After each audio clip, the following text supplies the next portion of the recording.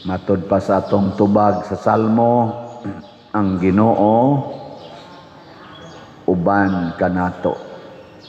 Lingiyay mong tupad, inatinuod yung nagkuyog mo ros Ginoo. Pangutan-a ba, kanang wa mulingi, murag wa nay siguro, o gikuyogan banas Ginoo.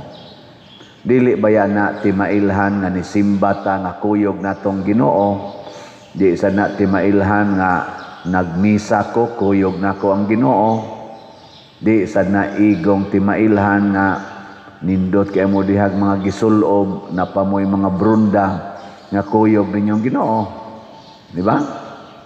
Unsa man gyud klarong timailhan nga kuyog nato ang Ginoo.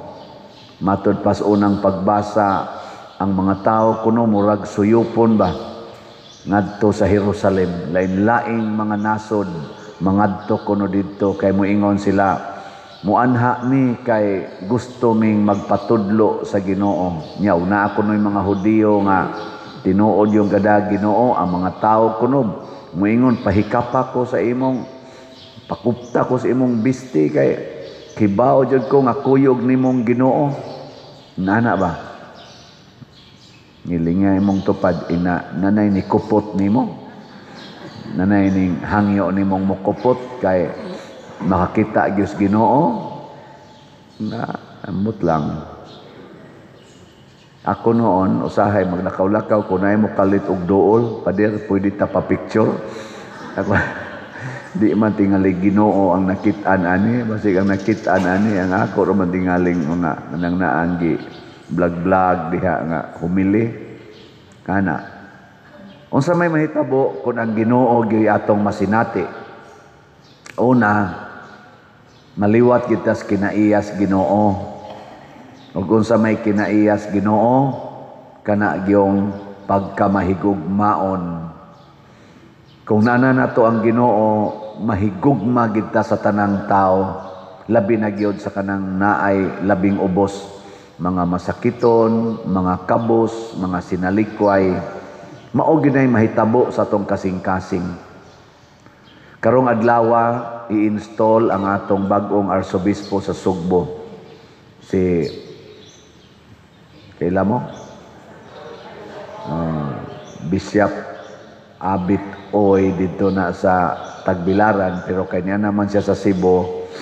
Karong alas 9 mahimo na siyang Archbishop Alberto Oy or Abit Oy. Ilado ni si Archbishop Abit nga loving, compassionate, and friendly. Hasta sa atong ecologically friendly gini siya. Maong atong gahapon doon na sila'y ceremonial tree planting kay signal na nga mananom na ang Archdiocese of Cebu. Ana, lingay mong tupad ina mo kuyog kag tree planting. Kay ang sagad na ba nato karon tree cutting. Pero naa sa tay angay putlon tingali nga kahoy, pero ilisa nato daghang kahoy nga atong itanom. Kaya parehan ang kahoy nga nanataliwa sa karsada o nisod na sa karsada mga 2 meters nga magsigdagan highway pa gyud, peligro man gina siya, hazard man as mga motorista. Ato ginang putlon, pero maglibog ta, di man hinoon putlon ang kanang naang ni encroach sa karsada, parkingan pa, butangan pag mga dekorasyon. Nya katunong to as mga lasang, katong nas bukid, pamutlon hinoon. Nya igputol, bungkagon pangyuta kay himuong subdivision. Wa gyud mo badlong. Dagko kay mga akasya naasa ni encroach nas daan, hapit katunga nas daan ang di magamit sa dagkong sakyanan kay nag-ana ang sanga. Di gyud putlon kay against kunos ecology, pero inighimog subdivisions, bungkag tanan, puno as kasya, puno as mangga, bisag unsa pang kahuya, bungkag yun. Why ni badlong? Ngano man na?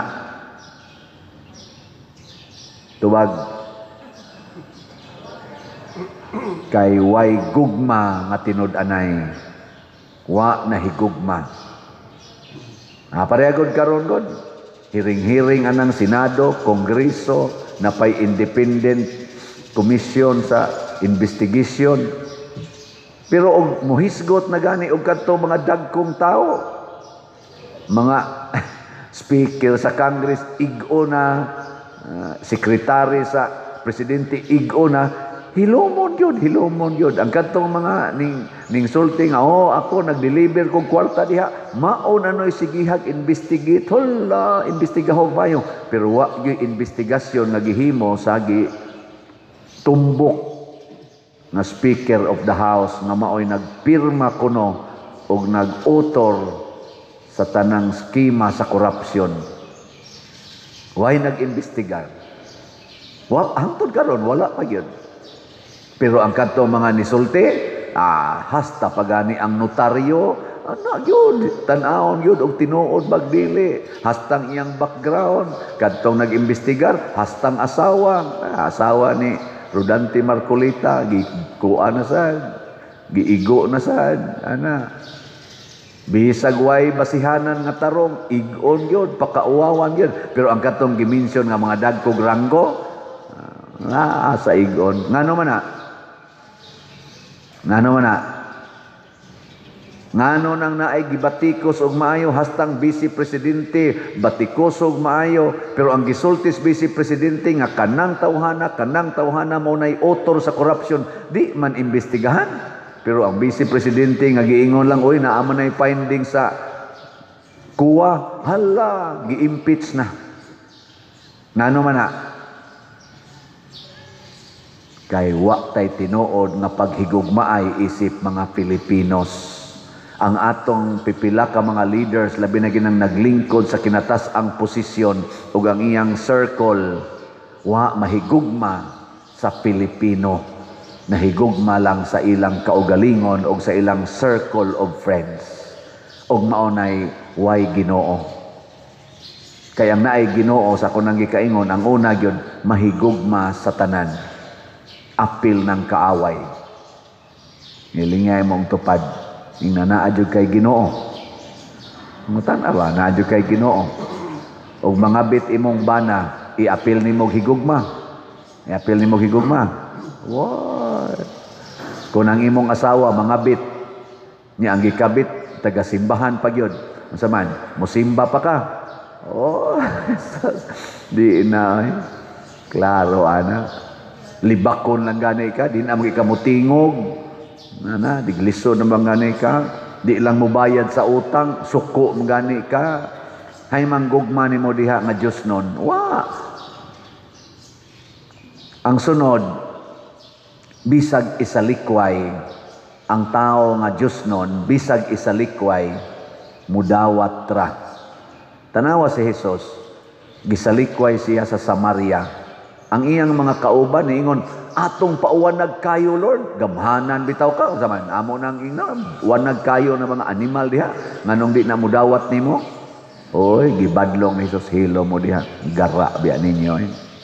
Padayon tas unahan, sagdai lang na pailo ba, patience.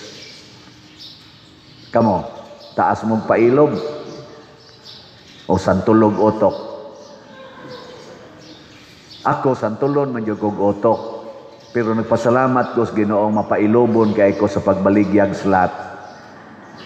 Daghan kay mo salikway sa akong announcement nga palit mog slat. Di gyud mo dawat.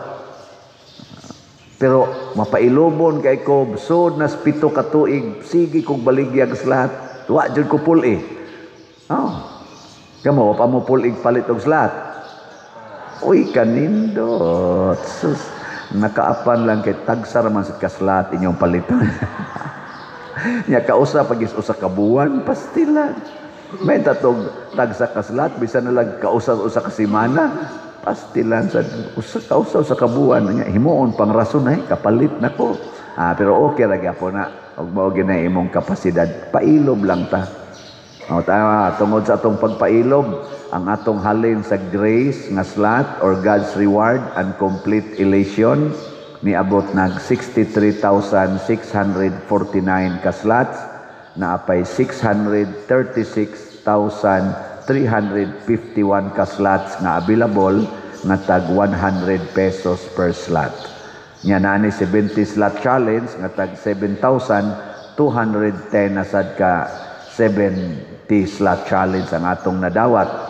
Ang ato sang PPSC katong Protection and Prosperity of Santiago de Compostela para ning ato rong ongoing nga mga developments dinhi, ang atong halin niabot nag 27,039 ka slots na apay 72,961 ka slots nga available nga tag 100 pesos per slot. Nya do na ni 162 slot challenge nga tag 16,260 na sad ka 162 slot challenge ang atong nadawat. So atong pakpakan ang tanang namalit nini.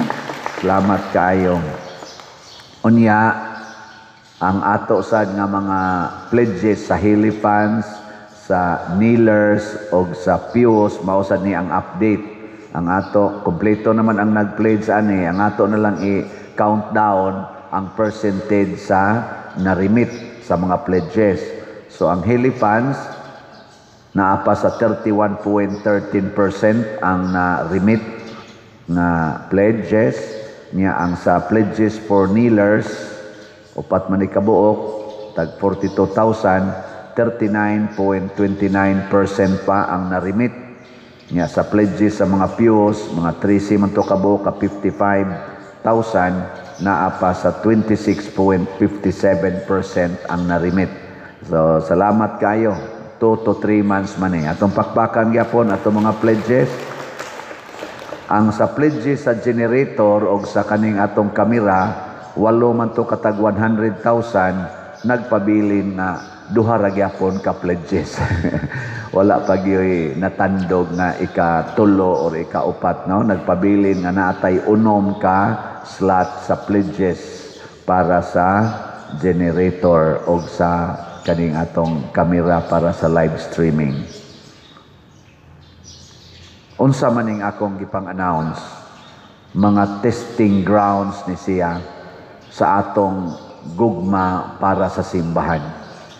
Iampo nato mga igsuon nga ang atong bag-ong arsobispo mo patunhay og motudlo sa gugmang Diosnon namong mga pari og sa katawhan. Kay kani manggong leader kun mao na gani ni siya mo buhat, matakdan gyud ang daghang mga tao.